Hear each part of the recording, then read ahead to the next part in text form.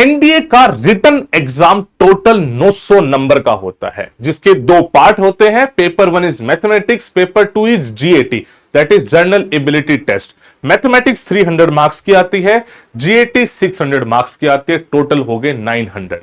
आज हम इस वीडियो में बात करने वाले हैं कि आप मैक्सिमम स्कोर कैसे कर सकते हैं। Will be targeting 700 plus score in NDA written examination, और मैं आपको गारंटी दे रहा हूं अगर आप इतना स्कोर रिटन में करते हैं तो आप सिंगल डिजिट रैंक हासिल 100% करेंगे। थोड़ी थोड़ी बारीकियां है, मैं हर एक चीज को कवर करूंगा। प्लीज वीडियो को एंड तक देखना, यारों दोस्तों के साथ शेयर जरूर करना। हमने एनडीए एग्जाम में सिंगल डिजिट रैंक की बात करें तो ऑल इंडिया रैंक 2, गर्ल्स में 3, 4, 7 सब दिया, तो वही सारा एक्सपीरियंस आपके सामने हम साझा कर रहे हैं। आप प्लीज एक एक चीज को नोट करिएगा और आपका जो टारगेट है उसको अचीव करने के लिए जी जान लगा देना, ठीक है। चलो, सबसे पहले तो आप एनडीए रिटन एग्जाम के पैटर्न को समझिए। भाई टोटल 900 मार्क्स मैंने बताया, मैथमेटिक्स 300, जीएटी 600। आपकी अंडरस्टैंडिंग ये भी होनी चाहिए कि इसमें आता क्या है। 300 मार्क्स मैथमेटिक्स का कंप्लीट 11th एंड 12th का मैथ्स का सिलेबस है। कंप्लीट 11 12 जो आपके एनसीईआरटी के चैप्टर्स है वही सारे चैप्टर्स एज इट इज है, बस थोड़ा सा लेवल ऊपर है। वहीं पे आप बात करें जीएटी में तो भाई साहब इसमें इंग्लिश, साइंस, जीके तीनों 200 मार्क्स के होते हैं, तो टोटल 600 मार्क्स। अगर आप टारगेट कर रहे हैं 700 प्लस तो आप ये मान के चलिए कि आपको पेपर लगभग पूरा ही अटेम्प्ट करना पड़ेगा with a very good accuracy. पूरा पेपर अटेम्प्ट करने का मतलब है बहुत सारा सिलेबस कवर करना एनडीए का। आप इस बात को समझे, एनडीए एग्जाम जाना ही जाता है अपनी वाइडनेस के लिए कि सिलेबस बहुत ज्यादा है, तो आपको पूरा करना पड़ेगा अगर आप ये स्कोर कर रहे हैं। नॉर्मली जो बच्चा स्कोर करता है वो 400 के आसपास स्कोर कर रहा होता है, जो अपने आप में एक अच्छा स्कोर माना जाता है, इसमें कोई दोराई नहीं है। लेकिन अगर आप ये स्कोर करना चाहते हैं 700 तो डेफिनेटली एफर्ट्स ज्यादा लगेंगे। सबसे पहली चीज आती है मैथमेटिक्स। मैथमेटिक्स एक्चुअली में द गेम चेंजर है, बिकॉज 11th 12th पूरी पढ़ना, और पढ़ तो लिया आपने, समझ भी लिया। आप सोच के देखो 120 क्वेश्चन करने हैं और टाइम है 2.5 घंटे, और यूपीएससी फंसाता इस हिसाब से है कि भाई साहब आपको ना क्वेश्चन आते होंगे लेकिन एक दो चीज ऐसी फंसा देगा जो आपका टाइम वेस्ट करेगा और आप ये सारे क्वेश्चन देख भी नहीं पाओगे।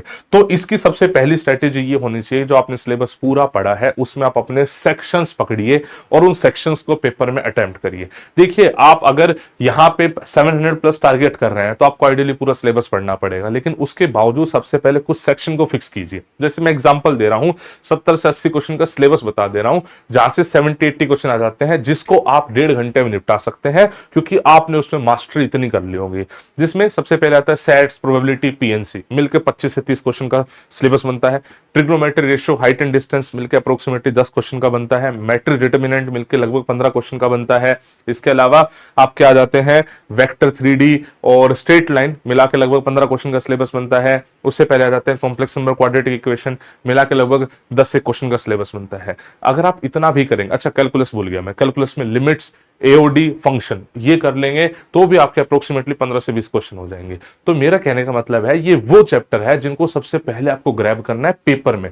जब पेपर देख रहे हैं ना, 120 क्वेश्चन है, तो आपकी फर्स्ट सिटिंग में कम से कम, फर्स्ट सिटिंग का मतलब है 1.5 घंटा, 1.5 घंटे में कम से कम इन चैप्टर्स के क्वेश्चन तो हो ही जाने चाहिए, उसके बाद बचे हुए चैप्टर करना, ठीक है। तो और इन चैप्टर को प्रिपेयर भी उसी तरीके से करो। ये मैंने अपने तरीके से बोले हैं, ये हाई वेटेज चैप्टर है। बेसिकली मतलब होता क्या है ना कि कुछ टॉपिक ऐसे होते हैं जहां से क्वेश्चन आना लगभग फिक्स होते हैं, और कितने क्वेश्चन आना है ये भी हमने अपने एनालिसिस से निकाला हुआ। तो जो मैंने क्वेश्चन आपको दिए, जो नंबर मैंने बताया, इन चैप्टर को आप सबसे पहले प्रिपेयर करेंगे, उसके बाद बाकी चैप्टर्स को प्रिपेयर करेंगे। आप ये हमारे साथ ऑनलाइन ऑफलाइन दोनों मोड में प्रिपेयर कर सकते हैं, कहीं और से भी कर सकते हैं, फ्री ऑफ कॉस्ट भी कर सकते हैं।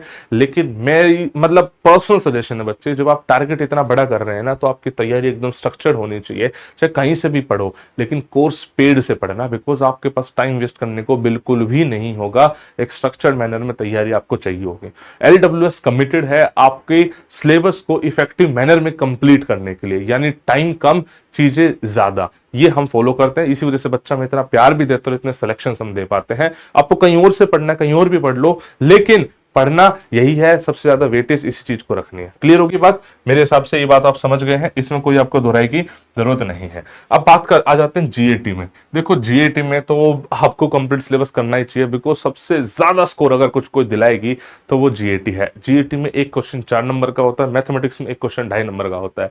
इसमें कुछ क्वेश्चंस को छोड़ दो, वो भी जीके के, मैं कह रहा हूं कि 50 में से आप जीके के 10 क्वेश्चन छोड़ दो, 40 क्वेश्चन बच गए, तो उसके अलावा पूरी ही जीएटी मतलब ठीक हो सकती है, बिल्कुल ही मुश्किल नहीं है। बिकॉज भाई इतना मुश्किल नहीं आता ना, जीएटी स्पेसिफिकली 9th-10th बेस्ड आती है। तो जीएटी में सबसे पहले इंग्लिश आ जाते हैं। इंग्लिश एक मतलब इजी स्कोरिंग एरिया में बोलूंगा भाई। इसमें 3 पोर्शन है, ग्रामर है, वोकैब है, रीडिंग कॉम्प्रिहेंशन है, और कोई भी ऐसा नहीं है जो बहुत ज्यादा मुश्किल है भाई। वोकैब तो ऑब्वियसली देखो पढ़नी पड़ेगी आपको, कोई भी कॉम्पिटिटिव एग्जाम देना है तो आप वर्ड पावर मेडिजी से पढ़ सकते हैं, हमारे नोट से पढ़ सकते हैं, क्लासेस से पढ़ सकते हैं, जैसे भी आप पढ़ो, लेकिन वोकैब आप कर सकते हो। न्यूज़पेपर रीडिंग साथ साथ करोगे तो वोकैब थोड़ी सी और अच्छी होती रहेगी। ग्रामर के रूल्स, एरर स्पॉटिंग ये सब करोगे, एंड उसके साथ साथ आप रीडिंग कॉम्प्रिहेंशन करोगे। रीडिंग कॉम्प्रिहेंशन में पैसेज आता है, क्लोज टेस्ट आते हैं, पीक्यूआरएस आते हैं, बहुत ही सिंपल है। मतलब मुझे ऐसा लगता है कि इंग्लिश में 45 क्वेश्चन ठीक करना कोई बहुत बड़ा टास्क नहीं है, अगर आप इसकी पढ़ाई थोड़ी सी सिस्टमेटिक मैनर में कर रहे हैं, किसी पेड कोर्स से अच्छे टीचर कर रहे हैं, बिकॉज आसान है। 12th बेस पे ये चीजें आसान ही पूछी जाती है, ठीक है। अब आता है बच्चे जीके। मैं आपको बोलूंगा कि सबसे कम स्कोरिंग पोर्शन है ये जीके का, बिकॉज इसका सिलेबस बहुत ज्यादा है, आपको history, geography, polity, economics, current affairs सब कुछ करना है। अच्छा, इस जीके में मैंने साइंस भी इंक्लूड कर दी है, लोग अलग अलग तरीके से इसको प्रोनाउंस करते हैं। अब साइंस की बात करें तो साइंस मुझे लगता है कि सबसे ज्यादा स्कोरिंग है भाई। फिजिक्स, केमिस्ट्री, बायोलॉजी, बच्चा देख कर जाता है भाई साहब मुझे तो ये सब आता ही नहीं, बायोलॉजी तो नहीं आती, तभी तो मैंने नॉन मेडिकल साइंस ली थी। भाई ये 9th और 10th की है। आप ये मान के चलो, अगर आप लाइन बाय लाइन, मैं एग्जैक्टली बता रहा हूं, अगर आप लाइन बाय लाइन ये 9th और 10th की एनसीईआरटी पढ़ लोगे ना, 50 में से 45 क्वेश्चन ठीक कर लोगे। अगर आपने 11th 12th की ठीक ठाक पढ़ी है तो 50 में से 50 क्वेश्चन साइंस में कोई बड़ी बात नहीं है। सबसे ज्यादा स्कोर 200 नंबर साइंस दे सकती है, 200 में से 180 तो बहुत इजीली दे सकती है। तो science should be your first priority, इसको तो आपको छोड़ना ही नहीं है किसी भी हालत में, ठीक है। उसके बाद आ जाते हैं बच्चे जीके में। जीके में geography should be first priority, 20 से 25 क्वेश्चन जीके में आते हैं।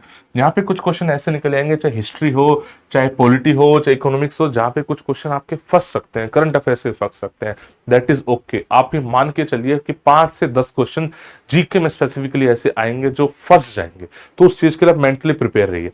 वो क्वेश्चन साइंस का नहीं छूटना चाहिए। इंग्लिश में मिनिमम से मिनिमम आपको गलती करनी है, बाकी जीके में, ज्योग्राफी, करंट अफेयर्स, इसमें कुछ क्वेश्चन फंस सकते हैं। Be prepared for that. Clear होगी बात? बहुत ही बेहतरीन। जब आप सिलेबस पूरा कर ले, आप इस बात का ध्यान रखें, अगर आप टेस्ट सीरीज नहीं लगाओगे, पीवाईक्यू नहीं लगाओगे, तो पढ़ा हुआ सब कुछ बेकार हो जाएगा। पेपर में जाने से पहले कम से कम 10 से 15 full length mock test at least maths के तो जरूर आपको लगाने ही लगाने हैं। और ऐसा नहीं है कि मॉक टेस्ट आप लगा रहे हो बस लगा के स्कोर एनालाइज कर लिया, नहीं, आपको अपनी मिस्टेक्स पे एनालाइज करनी पड़ेगी, जो वीक एरिया है उन पे काम करना पड़ेगा। अब इस बात को समझ लो, इतना सारा सिलेबस करना और उसके राइटली एग्जीक्यूट कर देना पेपर में सच में बहुत टीडियस टास्क है। और उसके लिए mock test is the best thing, मतलब आपको देने ही पड़ेंगे। पेपर का एनवायरनमेंट पहले से आपको फील करना पड़ेगा, वो प्रेशर फील करना पड़ेगा, वरना आप इतना सब पढ़ के भी एग्जाम में फेल हो जाओगे, बिकॉज वो एग्जाम प्रेशर आप नहीं झेले होगे। हम अपने बच्चों को ऑफलाइन में, ऑनलाइन में सबको मॉक टेस्ट देते हैं और इस चीज की पहले फील दे देते हैं और ये समझाते हैं कि आपने जो पढ़ा है, जो आपके अंदर नॉलेज है, वो एक अलग चीज है और आप उसको कैसे एग्जीक्यूट करते हो वो दोनों एकदम अलग अलग चीज है। आप जी जान से मेहनत करो, साथ साथ मॉक टेस्ट दो, तभी जाके आपकी नैया पार हो पाएगी। टाइम मैनेजमेंट मैथमेटिक्स में स्पेसिफिकली मतलब चैलेंज है। मतलब मेरा ऐसा मानना है कि मैथमेटिक्स का जो पेपर है कम से कम 2 बार गो थ्रू करना, एक रीडिंग में जो सारे के सारे आपके आते हुए क्वेश्चन है इजी टू मॉडरेट लेवल के, सबको कर दो और उसके बाद हार्ड वाले क्वेश्चंस पे जाना। मैथमेटिक्स में ज्यादा चैलेंज है। जीएटी में मैंने प्रेफर करा आप इंग्लिश के साथ स्टार्ट करो, बाकी जीएटी में सच आप टाइम का इशू नहीं पाएंगे। एक्यूरेसी का इशू होता है। जिस भी क्वेश्चन में आपको लग रहा है कि इसमें थोड़ा सा फंस सकता हूँ, थोड़ा सा न्यूमेरिकल बेस्ड है जीएटी में, तो प्लीज उसको थोड़ा सा टाइम देना, अच्छे से देना। 2.5 घंटे जीएटी मोर देन इनफ है।